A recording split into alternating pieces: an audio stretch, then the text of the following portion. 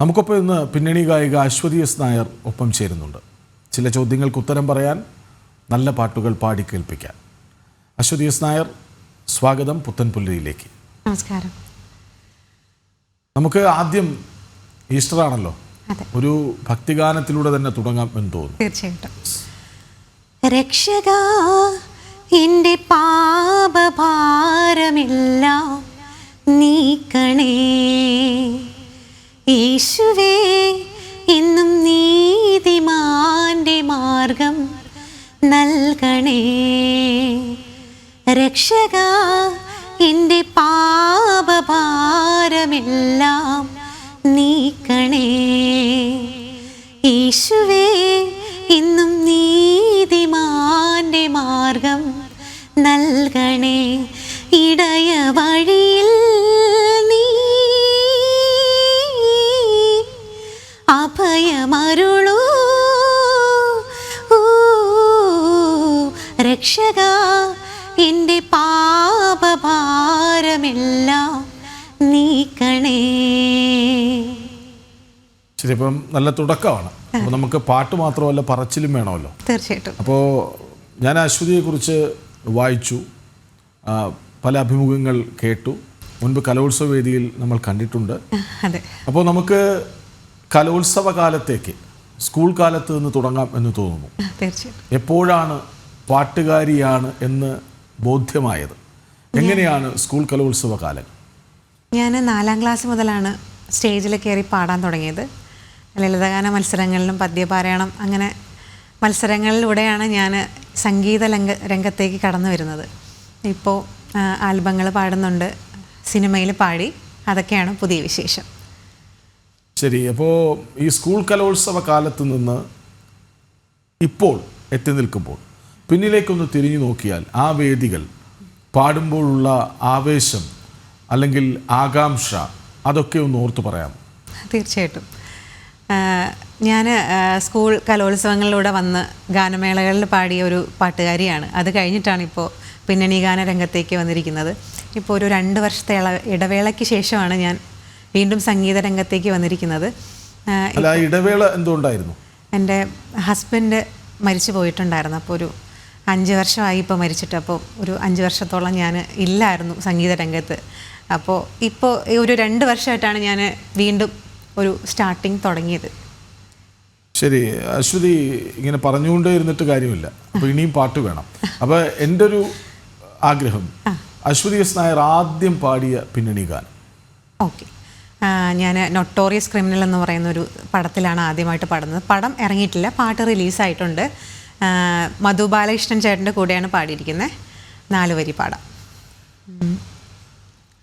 யாரோ வந்து என்னை ஆள வந்த நேரம் கோடி கோடி கனவால் நீ பார்த்து பார்த்து என்னை பூக்க வைத்த கண்ணில் ஜாலம் என்ன குறைவா, என்னை தூண்ட வைத்த தலைவா.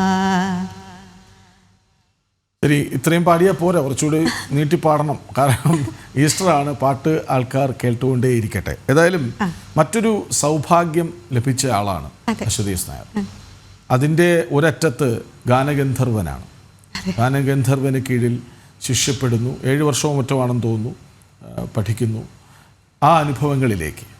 ഞാൻ സാറിൻ്റെ തരംഗനിശ്രീ സ്കൂളിലാണ് ഞാൻ പഠിച്ചത്, പാട്ട് പഠിച്ചത്. അപ്പോൾ സാറിൻ്റെ ക്ലാസ്സിലിരിക്കാനുള്ള ഭാഗ്യം ഒരു മഹാഭാഗ്യമാണ്. അത് ഒരു ഗായിക എന്ന നിലയിൽ എനിക്ക് സ്വപ്നം ആയിരുന്നു. അത് സാധ്യമാകാൻ എനിക്ക് ദൈവം ഭാഗ്യം തന്നു. അതൊരു ജീവിതത്തിലെ വലിയ ഭാഗ്യമായിട്ട് ഞാൻ കാണുന്നു. ശരി, നമ്മൾ സ്റ്റുഡിയോക്കുള്ളിൽ ഇരുന്ന് പാടുന്നതും ഗാനമേള വേദികളിൽ ഇരുന്ന് പാടുന്നതും തമ്മിൽ വ്യത്യാസമുണ്ട്. വലിയ ജനാരവത്തിന് നടുവിൽ അവർക്ക് പലർക്കും പല അഭിപ്രായമായിരിക്കും. ചിലർക്ക് ഇഷ്ടപ്പെട്ടെന്ന് വരാം, ചിലർ അല്ലെന്ന് പ്രതികരിച്ചെന്ന് വരാം. അങ്ങനെ വലിയൊരു ജനാരവത്തിന് മുന്നിൽ നിൽക്കുന്ന സമയം, അതിനെയൊക്കെ എങ്ങനെയാണ് മറികടക്കുന്നത്? ഗാനമേള എന്നത് ജനങ്ങൾക്ക് നടുവിൽ പാടുമ്പോൾ കിട്ടുന്ന സന്തോഷം, അത് സ്റ്റുഡിയോ റെക്കോർഡിങ്ങുമായി എങ്ങനെ വ്യത്യാസപ്പെട്ടിരിക്കുന്നു? എനിക്ക് ഗാനമേള എന്നും ആവേശമാണ്. കാരണം ഞാൻ എന്നെ ഒരു പാട്ടുകാരിയാക്കിയത് ഗാനമേളയാണ്. അപ്പോൾ എനിക്ക് ജനങ്ങളുടെ മുന്നിൽ, ഒരു ആയിരക്കണക്കിന് ജനങ്ങളുടെ മുന്നിൽ നിന്ന് പാടുന്നതാണ് എനിക്ക് ഏറ്റവും ഇഷ്ടം. കാരണം ആ ഒരു 5 മിനിറ്റ് കൊണ്ട് തന്നെ എനിക്ക് അതിൻ്റെ കയ്യടിയും പ്രോത്സാഹനവും സ്നേഹം, അവരുടെ സ്നേഹമൊക്കെ എനിക്ക് പെട്ടെന്ന് കിട്ടും. പക്ഷേ ഒരു റെക്കോർഡിംഗ് ഒക്കെ പാടി ഒരുപാട് സമയമെടുക്കും അത് ഒരു ജനങ്ങളിലേക്ക് എത്താനും, അവരുടെ അഭിപ്രായങ്ങൾ എനിക്ക് എന്നിലേക്ക് എത്തുവാനും ഒരുപാട് സമയമെടുക്കും. അപ്പോൾ എനിക്ക് ഏറ്റവും ഇഷ്ടം ഗാനമേളയാണ്. പിന്നെ സിനിമ ഗാനങ്ങൾ ഒരുപാട് ഇഷ്ടമാണ്. അതിൽ ഇനിയും ഒരുപാട് ഗാനങ്ങൾ എനിക്ക് കിട്ടുമെന്നുള്ളൊരു പ്രതീക്ഷയിലാണ് ഞാൻ ഈ വർഷം. അശ്വതി എസ് നായർ, അശ്വതി പാടിയതിൽ ഏറ്റവും ഇഷ്ടപ്പെട്ട പാട്ട്, അതിലെ 4 വരി. തീർച്ചയായിട്ടും ഞാൻ ഒരു ക്രിസ്തീയ ആൽബം പാടിയിട്ടുണ്ട്, അത് പാടാം. ഒരു താരകം മിഴി തുറന്നു, മനമാകവേ കുളിരണിഞ്ഞു, തിരുശോഭയാലെ ഉലകമിതിൽ സുഖമേകുവാൻ പൊൻ യേശു പിറന്നു. ഒരു താരകം മിഴി തുറന്നു, മനമാകവേ കുളിരണിഞ്ഞു. ഒരു പാട്ട് കൂടി ആവാം. ഭക്തിഗാനങ്ങൾ കേട്ടിരിക്കുന്നു നമ്മൾ. ഇനിയൊരു സിനിമാ ഗാനത്തിലേക്ക്. അത് അശ്വതി തന്നെ പാടിയ പാട്ടാകണം എന്നില്ല. ഞാൻ ഒരു മലയാളം സോങ് പാടാം. കാതോട് കാതോരം തേൻ ചോരുമാമന്ത്രം ഈണത്തിൽ നീ ചൊല്ലി, വിഷുപക്ഷി പോലെ കാതോട് കാതോരം തേൻ ചോരുമാമന്ത്രം ഈണത്തിൽ നീ ചൊല്ലി, വിഷുപക്ഷി പോലെ. എന്നാ താൻ കേസുകൂടെന്ന് പറഞ്ഞൊരു സിനിമ ഇറങ്ങിയപ്പോൾ അതിൻ്റെ ടൈറ്റിൽ ഏറെ ചർച്ച ചെയ്യപ്പെട്ടതാണ്. അതുപോലെ മറ്റൊരു പടത്തിൽ ഇപ്പോൾ അതുപോലെ തലക്കെട്ടുള്ള മറ്റൊരു സിനിമയിൽ കൂടി പാടിയിട്ടുണ്ട്, ഓ ഞാനെന്നാ പറയാനാ എന്ന ചിത്രം. അതിലെ പാട്ട് ഇറങ്ങിയപ്പോൾ തന്നെ ശ്രദ്ധ ആകർഷിക്കുന്നുണ്ട്. അതിലെ വരികൾ പാട്ട് റിലീസായിട്ടില്ല, അതുകൊണ്ട് പാടാൻ ബുദ്ധിമുട്ടുണ്ട്. എനിക്ക് മറ്റൊരു പാട്ട് തീർച്ചയായിട്ടും പാടാം. മനസ്സിൻ മടിയിലെ മാന്തളിരിൽ മയങ്ങൂ മണിക്കുരുന്നേ, കനവായി മിഴികളെ തഴുകാം ഞാൻ, ഉറങ്ങൂ നീ ഉറങ്ങൂ. അശ്വതി, ഈ 4-5 വർഷം ഇടവേള ഉണ്ടായിരുന്നുവെന്നും പിന്നീട് ഇപ്പോൾ 2 വർഷമേ ആയിട്ടുള്ളൂ തിരിച്ചു വന്നിട്ടെന്നും പറഞ്ഞല്ലോ. അപ്പോൾ തിരിച്ചു പിടിച്ച സംഗീതകാലത്തെക്കുറിച്ച് പറയാം. കുറേ ഇടവേളയ്ക്ക് ശേഷം തിരിച്ചു വരൽ ഒരു ഭയങ്കര ബുദ്ധിമുട്ടുള്ള കാര്യമായിരുന്നു. കാരണം ഒരുപാട് പാട്ടുകാരുള്ള സമയമാണ്. അപ്പോൾ എന്നെപ്പോലെ ഒരാളിന് തിരിച്ചു വരാൻ വലിയ ബുദ്ധിമുട്ടായിരുന്നു. എന്നാലും ഞാൻ ഒരുപാട് പ്രയത്നിച്ച് ഇപ്പോൾ പാട്ട് എല്ലാ ദിവസവും പ്രാക്ടീസ് ചെയ്ത് ഇപ്പോൾ കച്ചേരികൾ ചെയ്യുന്നുണ്ട്, ആൽബംസ് പാടുന്നുണ്ട്, ഗാനമേളയ്ക്ക് പോകുന്നുണ്ട്. അപ്പോൾ തിരിച്ചു വരവ് ഇനിയും നന്നാക്കാനാണ് എൻ്റെ ഒരു തീരുമാനം. ശരി, ഈ റിയാലിറ്റി ഷോകളെ കുറിച്ച് എന്താണ് അശ്വതി അഭിപ്രായം? അതായത് കുറേ നല്ല ഗായകർ ഉദിച്ചുയരുന്നു, പിന്നീട് എപ്പോഴോ അപ്രത്യക്ഷമാകുന്നു. ആ കിട്ടുന്ന സമയത്തെ ഉയർച്ച അതിനപ്പുറത്തേക്ക് ഒന്നുമാകാതെ പോകുന്ന ചിലരുണ്ട്. ചിലർ എന്ന വാക്ക് ഞാൻ എടുത്തു പറയട്ടെ.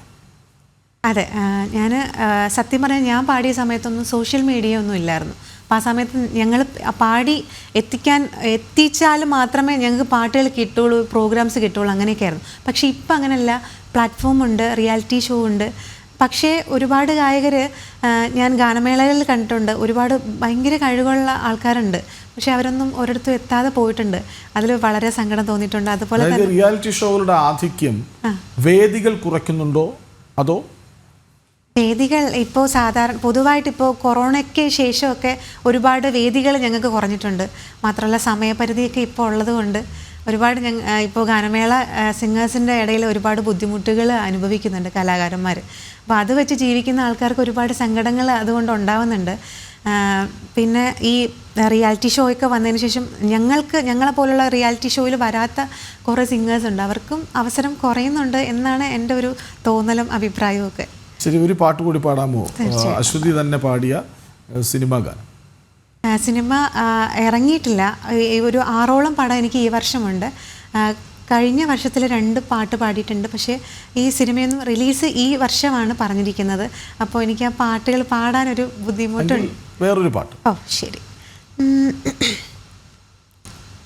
ഒരു മിൻസാര പാർവയൻ വേഗം വേഗം ഉന്നോട് ഞാൻ കണ്ടു കൊണ്ടേൻ, ഒരു പെണ്ണോട് തോன்றிடும் താപം താപം എന്നോട് ഞാൻ കണ്ടു കൊണ്ടേൻ, என்னை மறந்து விட்டேன், இந்த உலகத்தில் நான் இல்லை உன்னை இழந்து விட்டான், இந்த மலரிலும் தேனில்லை இது கனவா இல்லை நினைவா என்ன கேலி உண்மை தெரிந்தேன், உன்னை பார்த்தேன் தன் தாய்மொழி மறந்தேன், கண்ணாளனே எனது கண்ணை நேற்றோடு காணவில்லை, என் கண்களை பறித்து கொண்டும் ഞാൻ ഇന്നും പേസവില്ലേ. ഈ പുതിയ പാട്ടുകൾ വരാനിരിക്കുന്നു എന്ന് പറഞ്ഞല്ലോ, അതിൻ്റെ വിവരങ്ങൾ എന്താണ്? അതായത് ഏതൊക്കെ സിനിമകളാണ്? NN ബൈജു സാറിൻ്റെ കോലത്തിന്മേൽ കോലം, കുമാർനന്ദ സാറിൻ്റെ ഓ ഞാൻ എന്നാ പറയാനാ, the name of Sachin, സിറ, Thirayattam, കൺമണി, അങ്ങനെ ഒരു 6ഓളം പടം ഈ വർഷം ഉണ്ട്. ചിലപ്പോൾ നമുക്ക് ഒരു പാട്ട് കൂടി പാടി അവസാനിപ്പിക്കാം. അത് ഈസ്റ്റർ ആയതുകൊണ്ട് നമ്മൾ തുടങ്ങിയതുപോലെ തന്നെ ഒരു ഈസ്റ്ററിന് പാടേണ്ട പാട്ട്. വാതിൽ തുറക്കൂ നീ കാലമേ, കണ്ടോട്ടെ സ്നേഹ സ്വരൂപനേ, കുരിശിൽ പിടയുന്ന നേരത്തും ഞങ്ങൾക്കായി പ്രാർത്ഥിച്ച യേശു മഹേശൻ, വാതിൽ തുറക്കൂ നീ കാലമേ. ഒരു പാട്ട് കൂടി. പാട്ടാണല്ലോ നമ്മുടെ വഴി. തീർച്ചയായിട്ടും. കണ്ണിൽ കത്തും ദാഹം ഭാവജാലം പീലി നീർത്തി, വർണ്ണങ്ങളാൽ മേലെ കതിർമാല കൈകൾ നീട്ടി, സ്വർണ്ണത്തേരേറി ഞാൻ തങ്കത്തിങ്കൾ പോലെ, ദൂരെ ആകാശ നക്ഷത്ര പൂക്കൾ തൻ തേരോട്ടം, ആ മോഹം കൊണ്ടു ഞാൻ ദൂരേതോ ഈണം പൂത്തനാൾ മധു തേടി പോയി. മധു തേടി യാത്ര തുടരട്ടെ. നല്ല പാട്ടുകൾ ഇനിയും പാടാൻ കഴിയട്ടെ. കൂടുതൽ സിനിമാ ഗാനങ്ങൾ ആലപിക്കാനാകട്ടെ. ആ പാട്ടിൻ്റെ വഴിയിലൂടെ ഇനിയുമേറെ ദൂരം. ഇതൊരു അതിജീവനത്തിൻ്റെ കാലം കൂടിയാണല്ലോ. കാരണം ഒരു ഇടവേളയ്ക്ക് ശേഷം തിരിച്ചു വരുന്നു, എല്ലാം മറക്കാൻ പാട്ടിൽ അലിഞ്ഞു ചേരുന്നു. അത് അങ്ങനെ തന്നെ തുടരട്ടെ എന്ന് ആശംസിക്കുന്നു. വളരെയധികം നന്ദി ഈസ്റ്റർ ദിനത്തിൽ ഒപ്പം ചേർന്നതിന്, നല്ല പാട്ടുകൾ പാടിയതിന്, പറഞ്ഞതിന്. അശ്വതി എസ് നായർ.